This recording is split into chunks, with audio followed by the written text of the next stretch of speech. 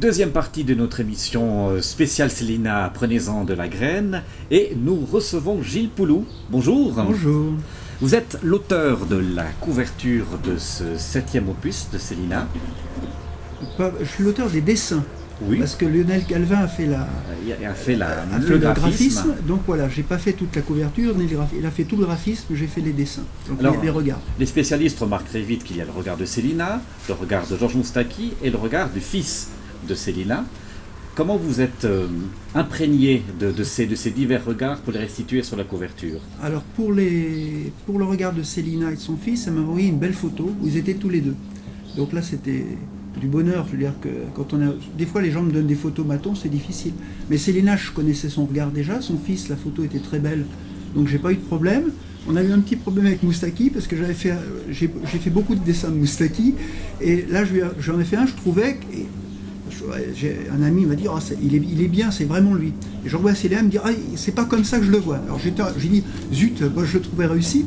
Et puis en fin de compte, j'en ai refait un autre, elle m'a envoyé une photo différente, et ça va parfaitement, évidemment. Mais j'ai refait le Moustaki, voilà.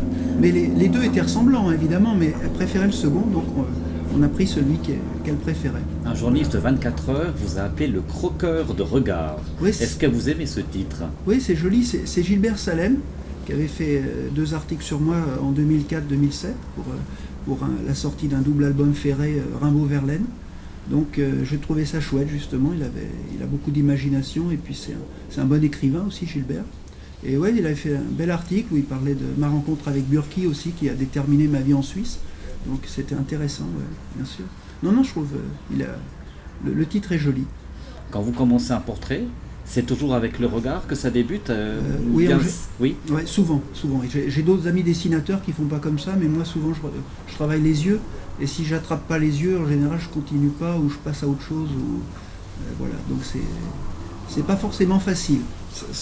Il n'y a pas de règle générale. Ça peut être fait très vite et ça vient tout de suite, ou alors on galère, on continue, on rattrape, ou des fois on rate. Bon, la plupart du temps je réussis, mais voilà. Célina, vous l'avez rencontrée quand, Monsieur Poulou? J'attendais cette question, je ne sais plus si c'est 2007, 2008, par là, à cause de la chanson sur Moustaki certainement, que m'avait fait écouter un ami, et j'ai trouvé très très belle la chanson de Célina sur Georges. Et moi-même j'étais en contact, je l'ai rencontré plusieurs fois Moustaki dans les années 80 à Paris et tout, on allait prendre le café à l'île Saint-Louis et tout, on avait discuté, mais c'était Bon, il m'avait certainement oublié depuis, et il y a une dizaine d'années j'avais fait un dessin sur internet où je leur présentais, et puis le webmaster du site de Moustaki m'a demandé s'il pouvait le mettre sur le site de Moustaki. Je lui ai dit ben, avec grand plaisir. Donc voilà, et puis Georges m'a envoyé un mail de remerciement en me félicitant pour le dessin, et ce qui fait que depuis 2004 on a passé presque 8 ou 9 ans de façon épisodique à s'envoyer des messages. Donc je lui ai envoyé des choses, des dessins ou des morceaux de chansons qu'il ne connaissait pas, lui m'a envoyé autre chose. Je lui ai fait découvrir des chansons de Ferret qu'il ne connaissait pas, c'était assez rigolo. Et puis il me demandait comment je travaillais, j'ai gardé ça tranquille. J'ai un petit coin, j'ai un dossier où j'ai les mails de Moustaki qui étaient souvent assez laconiques, mais souvent très précis et très, très sympa. Donc voilà, et puis après voilà, Célina enregistré, elle est passée avec Georges à Beau-Sobre. Voilà, c'est peut-être la dernière fois que tu as chanté avec lui, d'ailleurs, je pense, vers décembre 2008, parce qu'il a arrêté de chanter en janvier, à Barcelone. Et puis on s'est rencontrés là, et j'avais fait un portrait. J'ai rencontré Georges et Célina après le concert, et puis j'avais fait un portrait de Célina que je lui ai offert. Quant à Moustaki, je lui avais déjà offert un dessin qui m'a dédicacé, puis un autre qui m'a dédicacé, il en avait plusieurs. Voilà. On découvre un Georges Moustaki qui est très accessible, qui est très très à l'écoute et qui est très humain. C'est l'image que vous en avez gardée de lui, Célina? C'est l'image, pas que j'ai gardée, c'est l'image, c'était sa façon d'être. C'était quelqu'un qui pouvait être, je pense, très accessible quand il sentait que les gens venaient vers lui pour de bonnes raisons. Sinon, je pense qu'il n'était pas forcément tout le temps, mais quand il sentait que les gens étaient... en tout cas, moi j'ai vu dans plusieurs situations C'était quelqu'un qui était, oui, très, très abordable quand les gens venaient vers lui en toute simplicité, sans ce côté, comment on dit...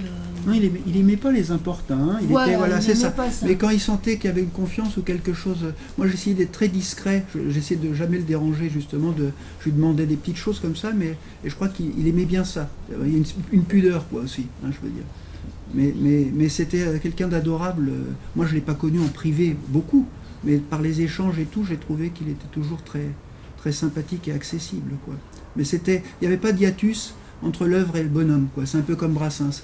C'est des gens qui étaient dans la vraie vie. Voilà, ils étaient cohérents, parce qu'il y a des artistes qui peuvent être contestataires, ceci, qui vivent de façon complètement différente. Voilà. Non, mais voilà, ou des sales types, ça arrive. Hein. Je veux dire, si on avait connu Rimbaud de son vivant, je pense pas qu'il aurait été très. C'était un personnage un peu. Voilà, Verlaine aussi. Donc, des fois, on peut s'arrêter à l'œuvre qui est bien et pas connaître les gens. Et là, en l'occurrence, je pense que les deux étaient à la hauteur, quoi. Le bonhomme était à la hauteur de l'œuvre et vice-versa, quoi. Voilà. Dans votre approche, on regarde tous vos dessins, vous êtes très imprégné de la chanson française, c'est même quasiment que ça, et je dis peut-être une grande bêtise, c'est habituel, Célina est une des premières chanteuses contemporaines que je vous vois dessiner. Alors j'ai dessiné... Contemporaine, oui. J'ai dessiné Barbara, j'ai dessiné Anne Sylvestre. Reggiani, voilà. Oui, mais des femmes, j'ai fait des femmes aussi. Pauline Julien aussi, que j'avais dessiné, que j'aimais beaucoup, qui était une Québécoise extraordinaire. Oui, c'est-à-dire que dans la chanson française, il y a plus de... bon, si, il y a Juliette Gréco qui est une interprète et tout, il y a des femmes, Catherine Sauvage, que j'aimais beaucoup. Mais les grands monuments de la chanson française, il y a principalement des hommes. C'est pas de ma faute, à part Barbara ou voilà. Donc c'est vrai que j'ai dessiné souvent des hommes, mais j'ai dessiné des poètes aussi. Hein. J'ai travaillé beaucoup sur Verlaine, Rimbaud, sur Apollinaire. Donc voilà, la poésie en général, ou la littérature aussi. J'ai dessiné des écrivains. Donc j'aime bien faire le lien entre la littérature et le dessin, ou la musique et le dessin, c'est ça qui m'intéresse aussi. C'est des milieux que j'aime bien, quoi. On sent que vous êtes un homme de culture, très imprégné par la poésie, par la bonne chanson. Vous l'avez écouté, je le sais, vous l'avez reçu il y a quelques jours. Plusieurs fois, parce que j'ai lu les textes d'abord. Votre verdict. Je trouve qu'il y a une homogénéité. Déjà, il y a des textes que je trouve très beaux. Le dernier m'a touché, je pense que ça parle de Georges, donc c'est Alléluia. Je lui ai dit, moi je suis athée, mais je trouve que c'est vraiment une très belle chanson. La chanson sur son fils est très belle, et celle sur Georges, et celle de Georges justement, je trouve qu'il y a ce côté brésilien et tout beau ça, j'adore. Je trouve qu'il y a une homogénéité dans le disque. C'est vraiment, les musiciens, ils sont pas là. Je me suis dit, je vais peut-être rencontrer les musiciens, et c'est absolument épatant. Je veux dire, et j'ai écouté le guitariste, c'est le guitariste brésilien qui a fait l'arrangement pour Georges, oui, pour la chanson. Hein. Et il disait qu'il avait rencontré Toino, le musicien de Moustaki, pour demander comment il appréhendait justement les chansons brésiliennes, Moustaki. Parce que Pierre Barou et Moustaki, au début des années 70, c'est eux qui ont importé un petit peu, fait connaître la musique brésilienne. Moi j'ai vu Moustaki en 74 à Bobino, tout était brésilien. Il y a des gens qui n'aimaient pas d'ailleurs dans la salle, parce que il y avait des Puica, il y avait Martha qui faisait des tablas et tout, donc c'était intéressant, c'était la musique brésilienne, quoi. Et il aimait beaucoup ça. Mais pour nous, c'est aussi surprenant de retrouver Célina avec ce type d'ambiance à l'intérieur de son CD. Ça vous a surpris aussi, visiblement. Ouais, moi aussi, ça m'a surprise, parce que c'est vrai que c'était pas prévu quand j'ai envoyé les... J'avais rien dit... Bon, déjà, Christophe Battaglia, avec qui je travaille depuis plusieurs années à Paris, me pressait depuis un petit bout de temps, hein, pour refaire un album. Il n'avait jamais réalisé un de mes albums en entier. C'est donc la première fois qu'on travaille vraiment seul. C'est l'unique réalisateur de ce 7e album. Et quand je lui ai envoyé les 9 autres maquettes, je lui ai rien dit. Je lui ai pas parlé de Georges, je lui ai pas envoyé la partition de Georges. Je lui ai d'abord envoyé les 9 autres maquettes. Il me répond assez rapidement: j'ai écouté, ça va te surprendre, je pense que tu ne seras pas d'accord, mais j'entends des sonorités latines. Donc il avait très peur. Vous connaissant, il avait très peur. Je crois que tout le monde essaye de me le faire croire, et du coup je me sens un peu... Mais effectivement, je lui dis, mais c'est incroyable ce que tu me dis là. J'envoie le morceau de Georges, qui est en fait sur partition hein, à la base. C'est un morceau qui date de 1957. 1957. Et je lui dis, mais je sais pas, il y a quelque chose qui se passe, que tu me parles maintenant de sonorité latine, alors qu'on parle d'un album dans lequel on va mettre ce titre inédit de Georges. C'est incroyable. Et à partir de là, oui, je peux le dire, c'était, on s'est tous laissé guider. Christophe donc me dit ça, je lui dis ok, alors si on part sur des sonorités latines, je veux qu'on travaille avec Théophile Chantre pour le Cap-Vert. Théophile Chantre qui a fait bon nombre de succès de Césaria Évora, qui travaille beaucoup aussi avec Bernard Lavilliers, etc. Ouais, j'ai pensé à Lavilliers en écoutant, pas de façon négative, au contraire, il y avait l'ambiance comme dans certains albums de Lavilliers. De Lavilliers, justement. de Lavilliers. Musicalement, c'est épatant, je trouve, vraiment. Et du coup, je dis à Christophe, je dis ok, alors on bosse avec Théophile Chantre, et la réaction de Christophe était très jolie parce qu'il me dit j'ai aussi gentil, aussi talentueux que Théophilo en brésilien. Ça existe. Et je lui dis ok, vas-y. Et il me dit c'est Robson Galdino, qui est un superbe musicien brésilien, producteur aussi, etc. Allez, on y va, on leur pose la question et on le fait à 4. Donc 3 arrangeurs, les 3 arrangeurs, Christophe, Théophilo et Robson. Et vraiment, à partir de ce moment-là, tout s'est mis en place naturellement. Et vous êtes très cohérent dans votre démarche. Là, on a de nouveau une composition de musiciens international, et vous, dans tous vos précédents disques, c'est aussi cette envie de mélanger les différentes influences pour arriver à quelque chose de cohérent à l'intérieur d'un CD. Ouais. Ouais, vous n'êtes pas convaincu là? Bah si, je suis toujours effectivement, si c'est pour la cohérence dans le suivi des albums. C'est rigolo, on parlait de Pierre Barou juste avant. Il y a sur un de mes albums la voix de Pierre Barou, que j'avais appelé à l'époque sur un album qui s'appelle Ensemble au-delà des frontières, qu'on avait fait, qu'on avait travaillé avec la fondation Emera ici en Valais. Et en fait, je cherchais des voix pour dire les textes sur l'album. C'est donc un album concept.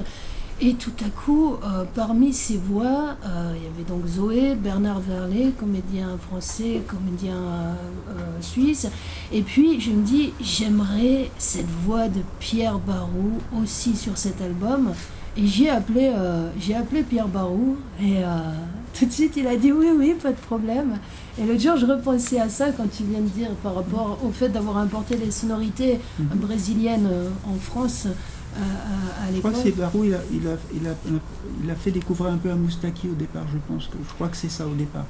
Mais ce qui est drôle, c'est qu'ils ont quand même, comme disait Georges, j'ai une voix, une guitare et pas une grande voix, et Barou et Moustaki avaient un timbre un petit peu pareil, c'est-à-dire pour chanter la musique brésilienne, pas très puissant si tu veux, mais un grain de voix que j'aime beaucoup les deux.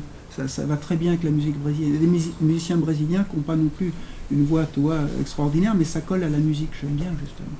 Vous avez dessiné Georges plusieurs fois. Oui.